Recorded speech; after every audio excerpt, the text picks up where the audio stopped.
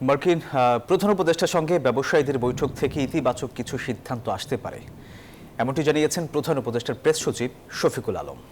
সন্ধ্যায় রাষ্ট্রীয় অতিথি ভবন যমুনায় সাংবাদিকদের এই কথা জানিয়েছেন তিনি। বলেছেন, বাংলাদেশ থেকে যুক্তরাষ্ট্রসহ সব দেশের রপ্তানি বাড়বে।